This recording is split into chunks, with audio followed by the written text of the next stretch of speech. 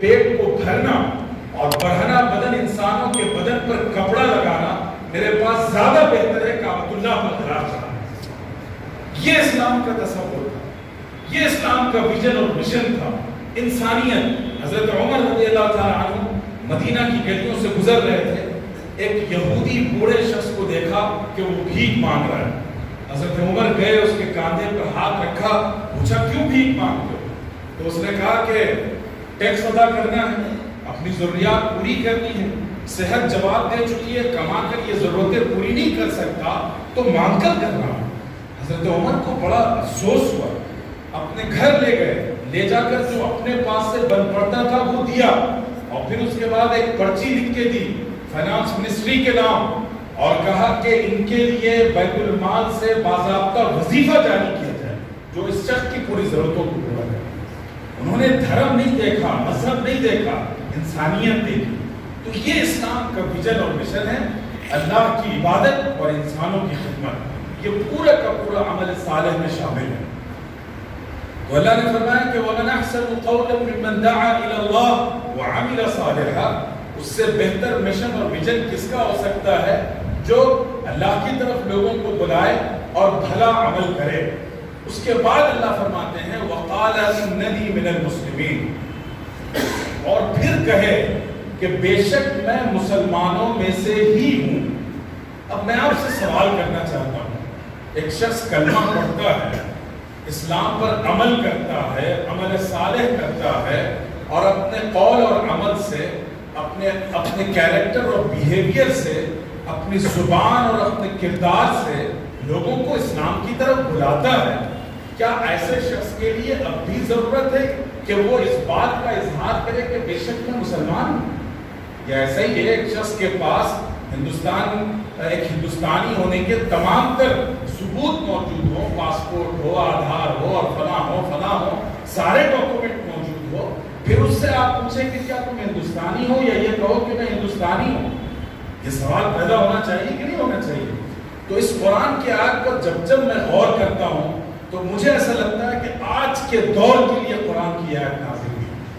تو اللہ تعالیٰ فرماتے ہیں کہ تم میں سے سب سے بہتر وہ لوگ ہیں جو اللہ کی طرف بلائیں اور عمل صالح کریں، اور اس کے بعد کہیں کہ بے شک میں مسلمان ہی ہوں، مسلمانوں میں سے ہی ہوں۔ کیوں؟ دراصل اللہ تعالیٰ کا علم ہے، غیب کا علم ہے، آنے والے حالات سے واقف ہے۔ اللہ نے شاید 1400 سال پہلے یہ آیت اس لیے نازل کی تھی، اللہ تعالیٰ نے شاید 1400 سال 1500 سال پہلے یہ آیت اس لیے نازل کی ہوگی کہ ایک زمانہ آئے گا جو 21ویں صدی اور روشن اور علم کی صدی سمجھی جائے گی، لیکن اس دور میں مسلمان نوجوانوں کو، یوتھ کو، لڑکے اور لڑکیوں کو اسلام کا نام لے کر شرمندہ کیا جائے گا، انہیں آگ دلائی جائے گی، انہیں کہا جائے گا کہ تمہارے مذہب میں ٹرپل طلاق کا حکم ہے، تمہارے مذہب میں عورتوں کی وراثت میں حق کو کم رکھا گیا ہے، انہیں بتایا جائے گا شریعت میں ایکویلٹی نہیں ہے، جسٹس نہیں ہے۔ اس طرح کے الزام لگا کر اور بہتان لگا کر، جھوٹی باتیں کر کے مسلمان امت کے دلوں میں شکوک و شبہات کے کانٹے چبھائے جائیں، اور ان کے ایمان پر ڈاکہ ڈالنے کی کوشش کی جائے گی، انہیں اسلام کو لے کر شرمندہ کرنے کی کوشش کی جائے گی۔ تو اللہ نے فرمایا کہ ایسے حالات میں اور ایسی صورتحال میں، ایسی سچویشن میں ہمیں ایک ایسی جنریشن چاہیے، ایسے نوجوان چاہیے، ایسے انٹلیکچوئلز اور گریجویٹ چاہیے جو پورے گرو کے ساتھ، پورے فخر کے ساتھ، اور اس سے زیادہ پورے کانشیسنس کے ساتھ، پورے شعور کی گہرائی کے ساتھ یہ کہہ سکے کہ اننی من المسلمین، میں صرف مسلمان ہوں، اس کے علاوہ میری کوئی آئیڈینٹی نہیں، میں صرف مسلمان ہوں۔ تو یاد رکھیے آج ضرورت اس بات کی ہے کہ مسجدوں کے ذریعے سے، مدرسوں کے ذریعے سے، ہماری انسٹیٹیوشنز اور آرگنائزیشنز کے ذریعے سے ایک ایسی جنریشن تیار کی جائے جو کانشیس اور پریکٹسنگ مسلم بنا سکے، جو باشعور اور باعمل مسلمان بنا سکے۔ ہماری جماعتوں نے کام کیا، اللہ ان کو جزائے خیر دے، انہی کی وجہ سے یہ ساری رونق ہے مسجدوں میں، اتنے نوجوان چہرے ہم دیکھ رہے ہیں، لیکن ہمارا پورا کا پورا فوکس تھا اس بات پر کہ ہم باعمل مسلمان بنائیں، اور الحمدللہ نمازیں پڑھتے ہیں، روزہ رکھتے ہیں، دینی کام سے جڑے ہوئے ہیں، بہت قابل تعریف بات ہے۔ لیکن آج کا وقت اور ملک کے بدلتے ہوئے حالات آپ سے مطالبہ کر رہے ہیں کہ ابھی ایک اور فرض باقی ہے، ایک اور ذمہ داری باقی ہے، اور وہ یہ ہے کہ ہم باشعور مسلمان بنائیں۔ اور یاد رکھیے، ایمان کا تعلق شعور سے ہے، کانشیسنس سے ہے، کہ انسان شعوری طور پر اپنے آپ کو مسلمان محسوس کر سکے۔ اس کے لیے میں جو بات آپ کے سامنے رکھنا چاہتا ہوں کہ کیسے شعوری مسلمان بنے۔ مثال کے طور پر آپ رسول اللہ صلی اللہ علیہ وسلم کی سیرت کا مطالعہ کریں، آپ کو معلوم ہوگا کہ آج ہندوستان میں جو ہندو تھنک ٹینکس سمجھے جاتے ہیں، اور جن لوگوں نے مغرب کا جو دھوکا ہوا تھا ویسٹ کا، اسی کانٹینٹ کو لے کر اور انہی اعتراضات کو لے کر رسول اللہ صلی اللہ علیہ وسلم کے خلاف ویڈیوز بناتے ہیں۔ آپ صلی اللہ علیہ وسلم کی جو پولیگیمی ہے، تعدد ازدواج ہے، اس کو بنیاد بنا کر آپ صلی اللہ علیہ وسلم پر تہمت لگاتے ہیں۔ اسی طریقے سے جہاد اور غزوات کی تاریخ کو لے کر اسلام کو دہشت گردی کا لمبردار قرار دیتے ہیں۔ تو یہ اب آپ کو معلوم ہوگا کہ یہاں جو ایک سلیبس بنایا جا رہا ہے نیشنل ایجوکیشن پالیسی کے نام پر، 2020 میں ایک نئے نصاب تعلیم کی بات کی جا رہی ہے، اور اس نصاب تعلیم میں جو کانٹینٹ ڈیولپ ہوگا، جو کتابیں بنائی جائیں گی، جو سلیبس اور کریکولم بنایا جائے گا، اس میں اسلام کے خلاف زہر شامل کیا جا رہا ہے۔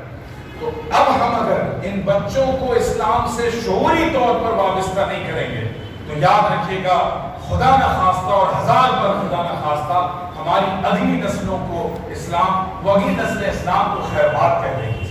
اگر کسی دل میں تھوڑا سا شک پیدا ہو گیا رسول اللہ صلی اللہ علیہ وسلم کے بارے میں، اسلام کو لے کر کوئی شبہ پیدا ہو گیا، تو اس دل میں ایمان کی دولت باقی نہیں رہ سکتی۔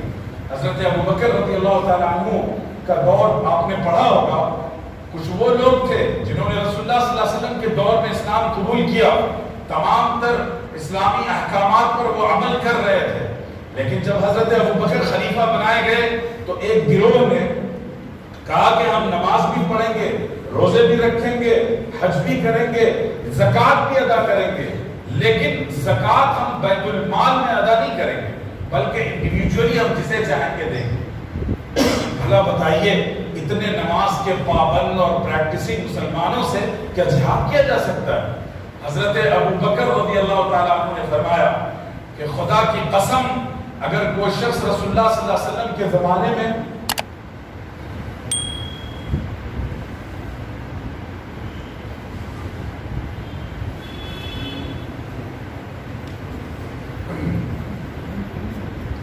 تو حضرت ابوبکر نے فرمایا کہ خدا کی قسم، اگر تم میں سے کوئی شخص رسول اللہ صلی اللہ علیہ وسلم کے زمانے میں رسی کا ایک ٹکڑا بھی زکوٰۃ میں دیتا تھا اور آج وہ انکار کرے گا تو میں اس سے جہاد کروں گا۔ مطلب کیا ہے کہ اسلام کے کسی ایک چھوٹے سے چھوٹے حکم پر ہم کمپرومائز کرنے کو تیار نہیں ہو سکتے۔ ہم اللہ کے رسول صلی اللہ علیہ وسلم کی سنت و شریعت کو ایز اٹ از فالو کریں گے، اس کے بغیر ہم نہیں جی سکتے، ہم اس پر کمپرومائز کرنے کو تیار نہیں ہیں، ہمیں کوئی مصالحت نہیں کرنی، ہمیں کوئی اور ازم اور کسی اور آئیڈیالوجی کی ضرورت نہیں ہے، ہمیں اسلام کافی ہے، رسول اللہ صلی اللہ علیہ وسلم کی ذات گرامی کافی ہے ہمارے لیے۔ لیکن آج یہی کوشش کی جا رہی ہے کہ مسلمان اپنی آئیڈیالوجی کے اعتبار سے، کلچرل بنیادوں پر، تہذیبی اور ثقافتی بنیاد پر وہ مسلمان باقی نہ رہے۔ تو اس کے لیے ہم کو اور آپ کو اپنا ایک روڈ میپ بنانا پڑے گا۔ جلسے جلوس سے بات نہیں بنے گی، ایکشن پلان بنانا پڑے گا، عملی اقدام کرنے ہوں گے، اس کے بغیر اس الحاد اور ارتداد کے طوفان کا مقابلہ نہیں کر سکتے۔ یاد رکھیے گا کہ نیشنل ایجوکیشن پالیسی کا ہم نے صفحہ صفحہ پڑھا، اور اس میں جو زہر کھولا گیا ہے اور جس طریقے سے پوری نسل کو مرتد بنانے کی منظم اور مستحکم کوشش کی جا رہی ہے، اس کا مقابلہ کرنے کے لیے ہمیں کمر بستہ ہونا ہوگا اور اپنا ایک پورا منظم نظام بنا کر ہمیں اپنی اگلی نسلوں کی تربیت کرنی ہوگی۔ تو کانشیس مسلم کا مطلب یہ ہے کہ ہم قرآن کو، رسول اللہ صلی اللہ علیہ وسلم کی سنت و سیرت کو، شریعت کے قوانین کو، ان تمام چیزوں کو کانشیسلی بلیو کریں۔ مثال کے طور پر ایک بڑا مسئلہ ہے، جیسے کہا جاتا ہے کہ نعوذ باللہ رسول اللہ صلی اللہ علیہ وسلم نے جو پولیگیمی کی تعدد ازدواج کیا، اس میں نعوذ باللہ یہ بدبخت کہتے ہیں کہ شہوت کا دخل تھا۔ یہ جھوٹ ہے، بہتان ہے، لیکن ہم صرف یہ کہتے ہیں کہ یہ جھوٹ اور بہتان ہے کافی نہیں ہے، بلکہ ہمارے بچوں کو تو یہ بھی پتہ نہیں کہ آپ صلی اللہ علیہ وسلم کی ازواج مطہرات کتنی تھیں۔ اور جب غیر مسلم بچے اور ہندو تھنک ٹینکس سیرت پر اعتراض کریں گے تو کون جواب دے گا؟ اور پھر ان بچوں کے دل میں کیا شکوک و شبہات کے کانٹے پیدا نہیں ہوں گے؟ اس لیے ہمیں سیرت کو پڑھانا چاہیے۔ اب دیکھیں، یہی ایک پولیگیمی کا مسئلہ، میں اس کی مثال بتاؤں۔ رسول اللہ صلی اللہ علیہ وسلم کی پہلی شادی ہوئی 25 سال کی عمر میں، اور حضرت خدیجہ رضی اللہ تعالیٰ عنہ سے نکاح ہوا جو 40 سال کی عمر تھی۔ رسول اللہ صلی اللہ علیہ وسلم ایک بہت ہی خوبرو اور بہت خوبصورت نوجوان تھے، ایک بڑے قبیلے سے ان کا تعلق تھا۔ بتائیے کیا عرب کا کوئی قبیلہ اپنی بیٹی پیش کرنے سے پیش کرتا ہے رسول اللہ صلی اللہ علیہ وسلم کو؟ اور وہ رسول جو نبی بنائے جانے سے پہلے ان کے کیریکٹر کی، ان کے اخلاق کی، کردار کی، ان کے ٹروتھفلنس کی، آنیسٹی کی پورا شہر گواہی دیتا تھا۔ کون باپ نہ تھا ہوگا جو آپ صلی اللہ علیہ وسلم کے لیے اپنی بیٹی نہ پیش کرتا، اور کون سی لڑکی ایسی نہ تھی ہوگی جو آپ سے نکاح کرنا نہ چاہتی؟ لیکن رسول اللہ صلی اللہ علیہ وسلم نے ایک 40 سالہ اس عورت سے نکاح کیا اور خاتون سے نکاح کیا جو 2 شوہروں کو دیکھ چکی۔ آپ صلی اللہ علیہ وسلم ان کے تیسرے شوہر تھے رضی اللہ عنہ ام المؤمنین حضرت خدیجہ۔ اور حضرت خدیجہ اور رسول اللہ صلی اللہ علیہ وسلم کی جو زندگی کا ساتھ رہا ہے، کتنے سال رہا ہے معلوم ہے آپ حضرات؟ 25 سال آپ صلی اللہ علیہ وسلم نے حضرت خدیجہ کے ساتھ گزارے۔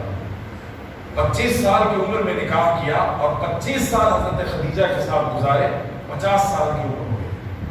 اور اس کے بعد آپ صلی اللہ علیہ وسلم نے بقیہ نکاح کیے، حالانکہ عرب کلچر کے مطابق پولیگیمی کی گنجائش تھی۔ آپ صلی اللہ علیہ وسلم ایک سے زیادہ عورتوں سے نکاح کر سکتے تھے، عرب معاشرے میں اس کو برا نہیں سمجھا جاتا۔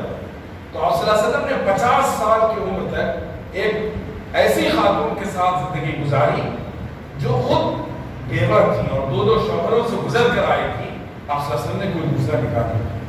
تو اگر کوئی انسان لذت کے لیے، نفس پرستی کے لیے نکاح کرتا تو جوانی کا، شباب کا اس وقت کیا جاتا۔ یہ وہ مسائل ہیں جو ہمارے بچوں کو بتانا چاہیے، تاکہ ان کے ذہن میں اگر کبھی زہر گھولنے کی کوشش کی جائے تو یہ اس کا جواب دے سکے۔ اور ہماری جو اپ کمنگ جنریشن ہے وہ ہمارے مدرسوں اور مکتبوں اور مسجد میں ان کی پرورش نہیں ہوتی ہے، وہ سوشل میڈیا پر ان کی پرورش ہوتی ہے، جہاں ہر طرح کا کانٹینٹ ہے، زہریلا کانٹینٹ ہے، اسلام کے خلاف کہی جانے والی تمام تر افواہ وہاں موجود ہیں۔ تو ایسے ماحول میں اگر یہ بچے پرورش پا رہے ہیں تو ان کا ذہن کتنا متاثر ہو، یہ بہت قابل غور پہلو ہے۔ تو کانشیس مسلم کی بات کر رہا ہوں۔ ہندوستان میں جو ابھی 26 جنوری آپ منائیں گے ریپبلک ڈے، جو پریمبل آف انڈین کانسٹیٹیوشن اگر آپ نے پڑھا ہو تو اس میں 5 ٹرمز یوز کی گئی ہیں۔ بتا سکتے ہیں کوئی صاحب کیا کیا ہے؟ کوئی ایڈوکیٹ نہیں ہمارے پاس ہونے چاہیے۔ تو اس میں جن چیزوں کو بنیاد بنایا گیا پورے انڈین کانسٹیٹیوشن میں، ان میں ہے جسٹس، ایکوالٹی، اسی طریقے سے بردرہڈ۔ یہ وہ چیزیں ہیں سب سے پہلے اسلام نے اس کا پیغام کیا۔ اللہ کے رسول صلی اللہ علیہ وسلم کا جو حجۃ الوداع کا خطبہ ہے اسے آپ اٹھا کر دیکھ لیں، تمام طرح کے ریسزم کے خلاف آپ صلی اللہ علیہ وسلم نے آواز اٹھائی، ہر طرح کی عدم مساوات، انیکوالٹی کو آپ صلی اللہ علیہ وسلم نے ختم کر دیا۔ اسی طریقے سے جسٹس کی جہاں تک بات آئی تو رسول اللہ صلی اللہ علیہ وسلم کے پاس ایک کیس آیا ایک یہودی اور جوش لیڈی کا، جس کے بارے میں تھا کہ وہ اس نے چوری کی تھی اور اس پر سزا نافذ کرنی تھی۔ تو لوگوں نے سفارش کی کہ ایک بڑے خاندان کی ہے، اگنور کر دیا جائے یا ہلکے میں کوئی ہلکی پھلکی سزا دے دی جائے۔ تو رسول اللہ صلی اللہ علیہ وسلم نے وہ تاریخی جملہ کہا تھا کہ اگر فاطمہ بنت محمد نے چوری کی ہوتی تو میں اس کے ہاتھ الگ کر دیتا صلی اللہ علیہ وسلم۔ یہ ایکوالٹی تھی، اور یہ ایکوالٹی پوری انسانی تاریخ میں نہ صرف تھیوری کے طور پر بلکہ پریکٹیکل ایسپیکٹ میں صرف اسلام نے پیش کی۔ آج جس ملک میں ہم اور آپ رہتے ہیں، یہاں کا جو سب سے بڑا دھرم سمجھا جاتا ہے ہندو دھرم، اس ملک کی کیا صورتحال ہے؟ یہاں آج تک جبکہ ہم 21ویں صدی میں ہیں، سائنس اور ترقی اور ایکویلٹی، فریڈم اور آزادی کی بات جہاں کی جاتی ہے، آج بھی یہاں اس ملک کے جو موجودہ صدر جمہوریہ ہیں، پریسیڈنٹ ہیں، ان کو ہندوستان کی 3 یا 4 مندروں سے واپس بھیج دیا گیا کیونکہ وہ دلت ہیں، شیڈول کاسٹ کے، وہ مندر میں جا نہیں سکتے۔ یہ تو صورتحال ہے اس سماج کا، جو سماج اتنا کھوکھلا ہو اور جس کے پاس انسانی بنیادیں نہ ہوں، وہ اسلام سے کیا نگاہیں ملا سکتا ہے؟ وہ اسلام کو کیا چیلنج دے سکتا ہے؟ وہ رسول اللہ صلی اللہ علیہ وسلم کی سیرت و کردار پر کیسے انگلی اٹھا سکتا ہے؟ لیکن مسئلہ یہ ہے کہ ہمارے پاس وہ زبان نہیں جو رسول اللہ صلی اللہ علیہ وسلم کی یہ تصویر پیش کر سکے، ہمارے پاس وہ قلم نہیں جو ریجنل اور انٹرنیشنل لینگویجز میں رسول اللہ صلی اللہ علیہ وسلم کی یہ رسول اللہ صلی اللہ علیہ وسلم کا یہ کنٹریبیوشن دنیا کے سامنے دکھا سکے۔ تو اس لیے کانشیس مسلم، باشعور مسلمان پیدا کرنا آج کے وقت کی سب سے بڑی بنیادی ضرورت ہے۔ اور اس کے لیے کرنا کیا ہوگا؟ اس میں 2 ایسپیکٹ، ایک ہے اسلامی علوم، ان کو ہم پڑھائیں، اور دوسرا ہے ہسٹوریکل بیک گراؤنڈ، ہمارا جو تاریخی منظرنامہ رہا ہے اس کو بھی پڑھایا جائے۔ یہ دونوں چیزیں ایسی ہیں جن کو بنیاد بنا کر اسلام کو آج ٹارگٹ کیا جا رہا ہے۔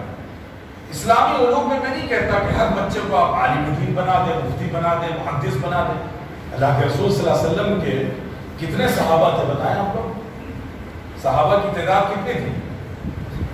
1,24,000، 1 لاکھ سے زائد تھی۔ ان 1 لاکھ یا 1.25 لاکھ صحابہ میں سے جو لوگ مفتی بنے تھے، علامہ ابن قیم نے ان کی تعداد 130 سے لے کر 33 کے درمیان ذکر کی، یعنی میکسیمم 133 صحابہ وہ تھے جو مفتی بنے۔ اس کا مطلب کیا ہوا کہ صحابہ کے اندر وہ سوشل ڈائیورسٹی تھی، الگ الگ پروفیشن سے وابستہ تھے، کوئی بزنس کر رہا تھا، کوئی تجارت کر رہے تھے، کوئی جو ہے شاعری کر رہے تھے، کوئی میدان جہاد میں کمانڈر تھے، کوئی جو ہے گھروں میں چھوٹی چھوٹی مصنوعات بنائی جاتی تھی، خواتین بھی کام کرتی تھی، مرد بھی کام کرتے تھے، امپلائمنٹ کے الگ الگ جتنے دائرے ہیں وہ سب کے سب دائروں میں لوگ کام کر رہے تھے، کوئی ملازمت کر رہا تھا، کوئی ایگریکلچر سے وابستہ تھا، الگ الگ دائروں سے وابستہ لوگ تھے۔ جو میں نے شروع میں آپ سے بات کہی کہ دیکھیے ہمارے پروفیشن الگ ہو سکتے ہیں لیکن ہمارا مشن ایک ہوگا اس امت کا۔ تو تمام صحابہ کا مشن ایک ہی تھا۔ کسی دیہاتی صحابی کو بھی اگر اٹھا کر پوچھ لیا جاتا اور کسی خلیفہ سے بھی پوچھ لیا جاتا تو سب کا ایک ہی جواب ہوتا، اور وہ جواب کیا تھا؟ حضرت ربیع بن عامر ایک صحابی تھے، وہ رستم کے دربار میں پہنچے، اور رستم کون تھا؟ یہ پارشین امپائر کا سب سے بڑا کنگ تھا، اور اس وقت دنیا میں 2 ہی سپر پاور تھے، ایک طرف رومن امپائر تھا اور دوسری طرف پرشین امپائر تھا، اور یہ ایسے ہی ہے جیسے آج امریکہ کو آپ سپر پاور سمجھتے ہیں۔ تو ربیع بن عامر اس دربار میں پہنچے رستم کے، تو رستم نے پوچھا کہ کیوں آئے ہو؟ تو دیکھیں یہ بہت تاریخی، ہسٹوریکل، ریمارکیبل ایک انسیڈنٹ ہے جو میں اپنے نوجوانوں کو دینا چاہتا ہوں، اور اسے اپنے سینے میں محفوظ رکھیے گا۔ بادشاہ نے پوچھا کہ کیوں آئے ہو؟ تو ربیع بن عامر ایران کا بادشاہ ہے، اس کا قلعہ ہے، محل ہے، جہاں ایران کے قالین آج بھی مشہور ہے نا، ہزاروں سال پرانی ان کی یہ صنعت ہے، اتنا خوبصورت اس کا پورا انٹیریئر تھا۔ ربیع بن عامر اس سے متاثر نہیں ہوئے، کہیں بھی اپنے آپ کو کمتر نہیں محسوس کیا۔ یہ گھوڑے پر اور پھٹے ہوئے لباس میں پہنچے تھے، اور ان کے ہاتھ میں تلوار تھی۔ بادشاہ نے پوچھا کیوں آئے ہو؟ ربیع بن عامر نے یہ نہیں کہا کہ ہم آئے ہیں۔ ربیع بن عامر کا تاریخی جملہ یاد رکھیے، انہوں نے کہا کہ اللہ مبتعث، اے بادشاہ کان کھول کر سن لو، ہم اپنی مرضی سے نہیں آئے، اللہ نے ہمیں بھیجا ہے، اللہ نے ہمیں بھیجا ہے، یہ اسپرٹ، یہ روح ہمارے اندر پیدا ہو جائے۔ اور اس کے بعد ربیع بن عامر نے کہا کہ اللہ نے ہمیں بھیجا ہے لنخرج العباد من عبادت العباد الى عبادت رب العباد، تاکہ ہم انسانوں کو انسانوں کی غلامی سے نکال کر انسانوں کی خدا کی غلامی کی طرف لے جا سکے. کیا تصور ہے, کیا ویژن ہے, کتنا پاورفل اور طاقتور اور تناور کانسیپٹ ہے. رونگٹے کھڑے ہو جائیں انسانوں پر. تو کہا کہ ایک انہوں نے اپنا مقصد یہ بتایا اور اس کے بعد کہا نخرج من الظلمات الى نور الاسلام. ہم لوگوں کو مذاہب کی, ازم کی, تہذیبوں اور سیولائزیشن کی تاریکی سے اور ڈارکنس سے نکال کر اسلام کی روشنی تک لے جانا چاہتے ہیں. اور اس کے بعد اگلا جملہ کہا کہ وَمِن جَوْرِ الْأَدْيَانِ إِلَىٰ عَدْلِ الْإِسْلَامِ. جتنے دھرم اور ازم ہیں ان کے ظلم اور جور, ان کی انجسٹس پریکٹسز سے نکال کر اسلام کے عدل کی طرف لے جانا چاہتے ہیں. اس طرح سینہ ٹھوک کر پورے شعور کے ساتھ, کانشیسنس کے ساتھ, طاقت و قوت کے ساتھ ربیع بن عامر نے اپنے وقت کے سپر پاور کو ایڈریس کیا. تو آج ہمارے اندر وہ شعور کی باریدگی اور وہ فکر و نظر کی پختگی ہو کہ ہم آج ہندوستان کو مخاطب کر کے کہہ سکیں مسلمانوں کا اور مسلم سماج کا ایک ایک فرد اتنا باشعور ہو, اتنا کانشیسنس اس کے اندر اسلام کو لے کر کہ وہ بڑی بڑی آرگنائزیشنز اور بڑے بڑے میلے اور ٹھیلے میں جا کر یہ کہہ سکے کہ لوگوں ہم تمہیں تاریکی سے روشنی کی طرف اور ہندو دھرم کی ظلم اور زیادتی اور انیکوالٹی سے اسلام کے عدل و مساوات کی طرف لے جانے کے لیے آئے.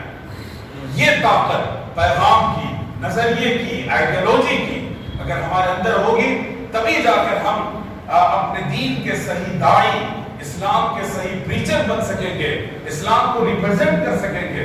ورنہ پھر ہم شرمائے محسوس کریں گے اپنا نام مسلمان اور محمد اور عبداللہ بتاتے ہوئے, اور ہماری اگلی نسلیں اپنی آئیڈینٹی کو چھپانے کی کوشش کریں گی لوگوں کے ساتھ. تو یہ بنیادی طور پر تو اس میں دو چیزیں ہمیں کرنی ہیں. ایک طرف مسجدوں میں, مدرسوں میں, اسکولوں میں, گھروں میں تعلیم کا ایسا منظم نظام بنائیے کہ جہاں قرآن مجید پڑھنا سکھایا جائے, قرآن کو سمجھنے کی صلاحیت پیدا کرائی جائے, اور اس کے ساتھ ساتھ آقا جناب محمد رسول اللہ صلی اللہ علیہ وسلم کی سنت و سیرت کو پڑھایا جائے. آج کی دنیا کے جتنے ایشوز ہیں, پرابلمز ہیں, چیلنجز ہیں, ان سب کا سولوشن اگر کہیں موجود ہے تو صرف آقا جناب محمد رسول اللہ صلی اللہ علیہ وسلم کی سنت و سیرت. یہ ایمان رکھیے, جتنے مسائل ہیں چاہے انوائرمنٹل ڈس آرڈر کیوں نہ ہو, اس کا بھی سولوشن رسول اللہ صلی اللہ علیہ وسلم کی سیرت ہے. تو ہمیں سیرت کو دو حیثیت سے پڑھانا ہے. ایک کرونالوجیکل آرڈر میں پڑھائیے زمانی ترتیب کے اعتبار سے, اور اس کے ساتھ ساتھ آبجیکٹیو سیرت, موضوعاتی سیرت کہ مسلمانوں کے غیر مسلموں کے ساتھ کیسے تعلقات. رسول اللہ صلی اللہ علیہ وسلم نے مدنی اور مدینہ کی اسلامک اسٹیٹ سے پاورٹی کو کیسے ختم کیا. رسول اللہ صلی اللہ علیہ وسلم نے لٹریسی ریٹ کو کیسے بلند کیا اور بڑھایا, اور پورا ایک ایسا سماج بنا دیا جو تعلیم یافتہ تھا, خواندہ تھا, پڑھنے لکھنے کی صلاحیت اس کے اندر تھی. رسول اللہ صلی اللہ علیہ وسلم نے انوائرمنٹل ڈس آرڈر کو روکنے کے لیے کیا کیا تدبیریں استعمال کی. رسول اللہ صلی اللہ علیہ وسلم نے صحابہ کے اندر کرٹیکل تھنکنگ پیدا کرنے کے لیے کس کس طرح کے ٹاسک دیے ان کو, کس کس طرح آپ نے ان کو پڑھایا لکھایا. یہ وہ تمام دائرے ہیں جن کے لیے روشنی ہمیں صرف رسول اللہ صلی اللہ علیہ وسلم کی سنت اور قرآن مجید سے ملے گی, کہیں اور سے نہیں ملے گی. اس کو پڑھایا جائے. اور اس کے ساتھ جو دوسرا اسپیکٹ ہے وہ ہے اپنی ہسٹری اور اپنی تاریخ, مسلمانوں کے کنٹریبیوشن اور ان کے انوویشنز کو یاد دلایا جائے. جب یورپ تاریکی اور ڈارکنس کا شکار تھا, جہاں نہانے کو بھی لوگ جو ہے سماجی اعتبار سے مایوس سمجھتے تھے, اس وقت بغداد میں بیت الحکمہ ہاؤس آف وزڈم قائم تھا, جہاں ایسٹرونومی پر ہم ریسرچ کر رہے تھے, جہاں میڈیکل سائنس پر ہم کتابیں لکھ رہے تھے, جہاں پر دنیا کے فلسفوں پر ہماری ریسرچ اور تھیسز آ رہی تھی. اتنے ایڈوانس تھے. 7 سنچری سے لے کر 16 سنچری تک, 1000 سال تک مسلمانوں نے سائنس کو لیڈ کیا ہے. مسلمانوں نے برطانیہ میں ایک ایگزیبیشن لگائی گئی جس میں صرف مسلمانوں کے 1000 انوویشنز کو جمع کیا گیا جو سائنٹیفک مسلمانوں کا کنٹریبیوشن تھا. لیکن آج ہمارے پاس سے روایتیں ختم ہو گئی اور پڑھنا پڑھانا تو دور کی بات ہے, ہم اپنی تاریخ سے واقف نہیں ہیں.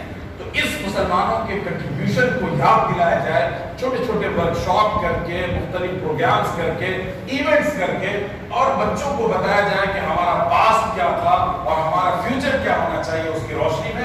تو یہ چھوٹا سا ہمارا پیغام ہے۔ ایک تو ہم اپنی رفتار و گفتار اور کردار سے اسلام کے داعی بنے، اس ملک کی تعمیر و ترقی اور فلاح و بہبود کے لیے جتنے خیر کے اور عمل صالح کے کام ہیں ان سب کو ہم لیڈ کریں۔ اور تیسری چیز، ہم اپنے طلبہ کو اور اپنی آنے والی جنریشن کو اسلام کو لے کر اتنا باشعور بنا دیں کہ وہ پورے گرو کے ساتھ، فخر کے ساتھ اور پوری طاقت و قوت کے ساتھ کہیں کہ I'm only Muslim، میں صرف مسلمان ہوں، اس کے علاوہ میری کوئی آئیڈینٹی نہیں ہے۔ نہ میں مورتی کی پوجا کر سکتا، نہ مٹی کی پوجا کر سکتا ہوں، نہ میں سرسوتی کی پوجا کر سکتا اور نہ سوریہ نمسکار کر سکتا ہوں، میں صرف مسلمان ہوں۔ صلی اللہ علیہ وسلم محمد وبارک وسلم۔